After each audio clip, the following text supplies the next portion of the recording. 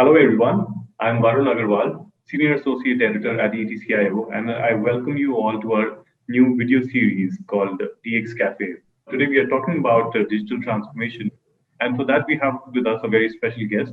I would like to welcome Samip Mutha, who's the VP and Group Head Digital and Innovation at RPG Group. Samip has over 17 years of experience in management consulting, digital transformation, and innovation in various industries across geographies. At RPG Group, he is responsible for driving these areas across diversified businesses of RPG, from rubber and tire to life sciences, EPC, and IT. Very warm welcome, Samip. Thank you, Varun. Look forward to our conversation. Thanks for inviting. Samip, the kind of digital transformation that we are looking at today is unprecedented. Many people have talked about how in just the first 2 months of the lockdown or initial times of the pandemic, we've seen the kind of transformation we wouldn't even expect in 2 years. In fact, Satya Nadella of Microsoft also he talked about in his speech some time back. How do you see this impacting the overall industry? So if you look at typically India in last 2 to 3 years, I mean, when I started digital 6, 7 years back, we used to say it was a fad.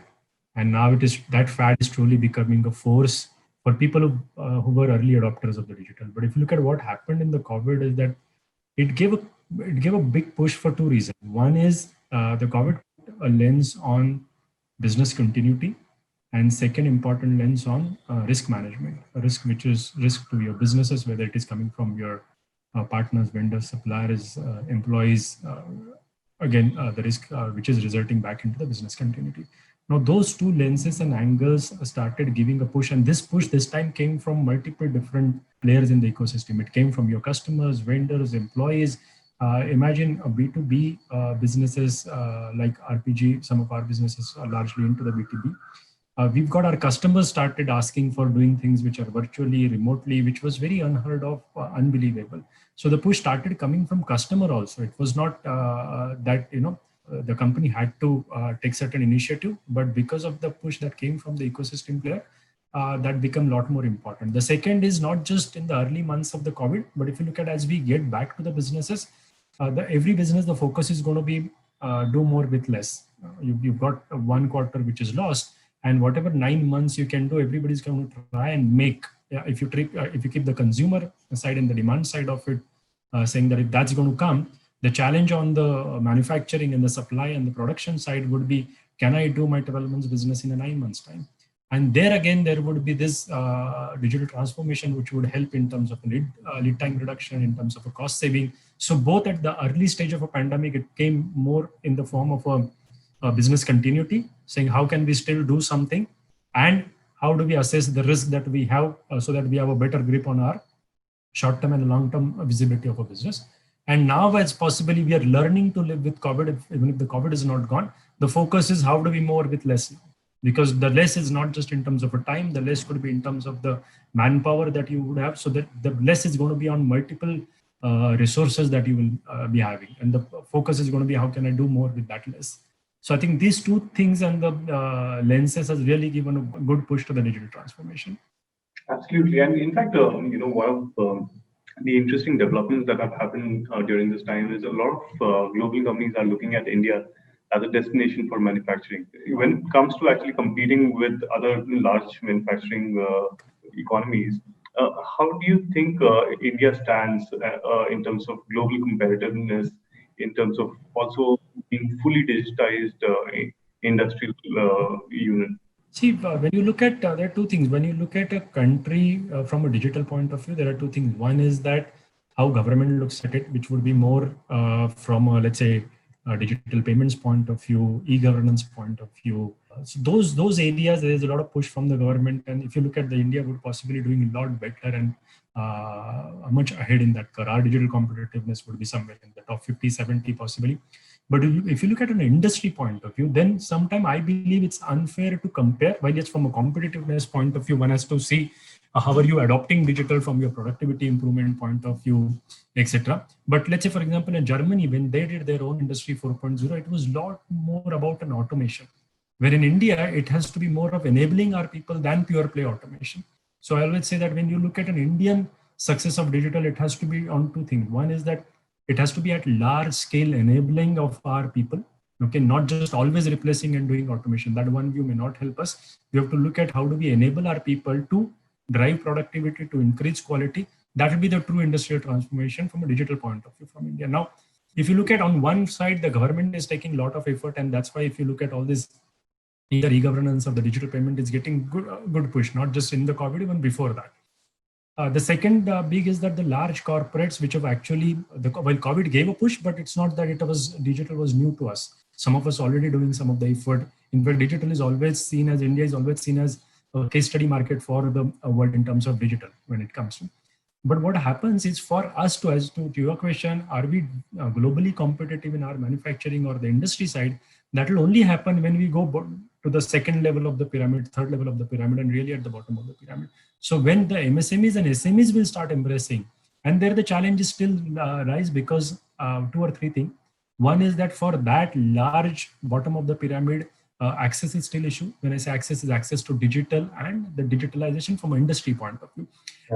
I think for India, it is no more saying that if I'm doing an online Google Pay, if you're saying we are digital, I think we've gone past that phase. Now it is more of looking at in manufacturing, in services, on the floor, how am I enabling, embracing digital to drive certain differentiation in the market. I think for that, we still have at an SME level, access is still an issue. Awareness is a still issue, awareness about the digital product, awareness about the government policies. And third is the augmentation of the skills which is required. The SMEs, which are the startup, for example, the new age digital startup will not have that challenge.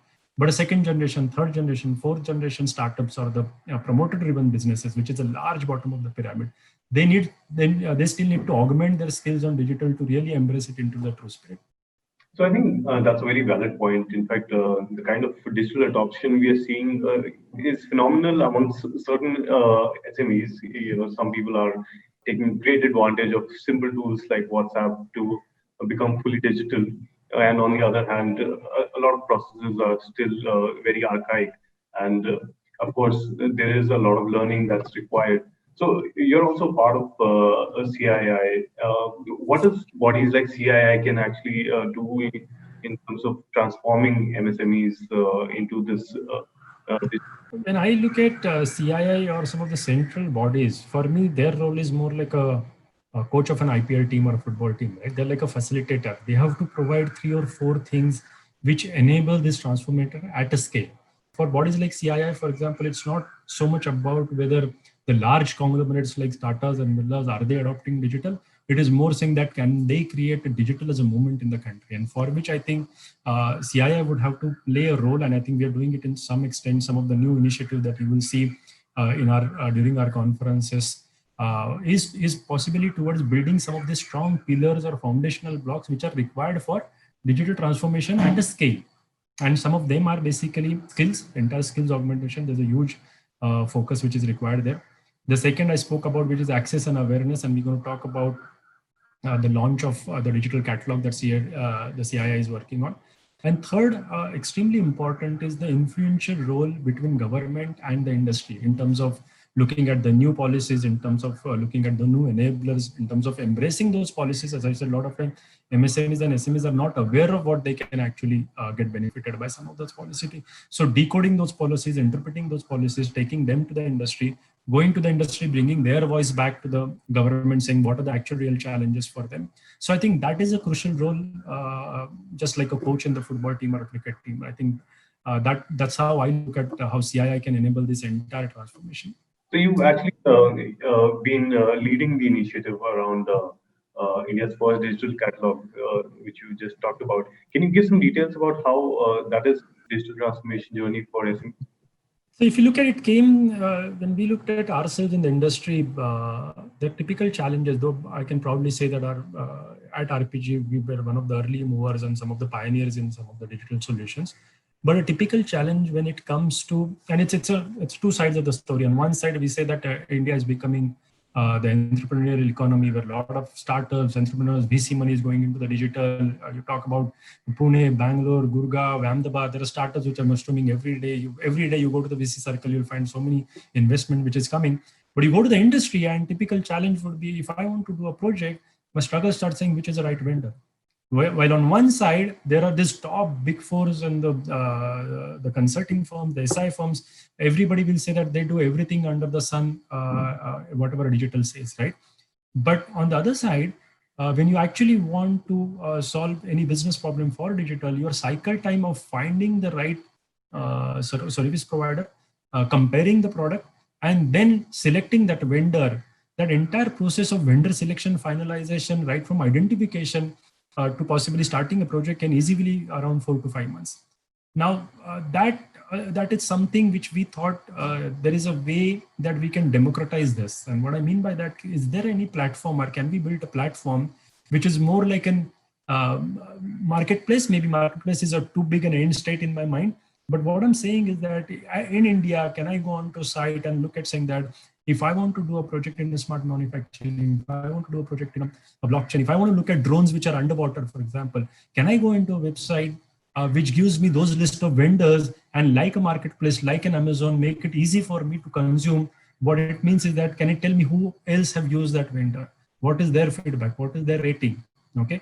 How can I reach out to that vendor? Do they have a product demo that I can easily click on to? So it's more like a curated Google. Okay. You go to a Google and you type and you get possibly tons of things which will be thrown at you, which you can't consume. So this is more like a curated Google for finding, because we believe that there are tons of startup in India, right? But it is very difficult. You might have a startup which is, you're sitting in a Pune, there's somebody which is like few kilometers away from you, but you might not know.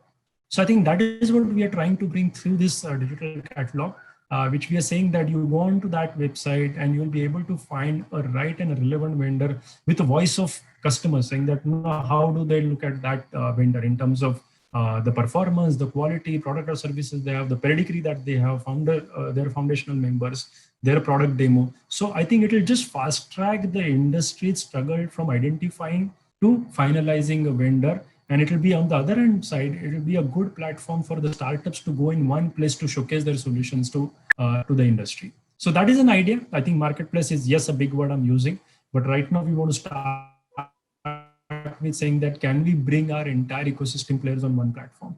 It's like an Amazon of a digital. So I think the biggest problem for anyone to start anything is about where do you start. So this platform will, as I understand, give that fillip in terms of understanding where do you start, who do you talk to, and how do you put things together, right? Correct. Can you just fast track the journey for the industry, right? Right now, it's like a matchmaking. On one side, there are startups which are looking for the use cases. The industry is struggling, saying that it takes 4 to 5 months for me to even identify a finalizer. That is because this matchmaking is happening through references today. I go and meet somebody in a reference. I'll call that person saying that, hey, do you know somebody in Bangalore? I'm looking for this project. So that, if we could democratize, that will help both sides, the startup side, the service provider side, as well as industry immensely. So other than this, what are the other initiatives of Center that you would be looking forward to as we adapt to the new normal? There are a couple of things in the from the CII point that we are looking at is, as I said, one is this entire marketplace, which is, I think, one of the important things we're looking at.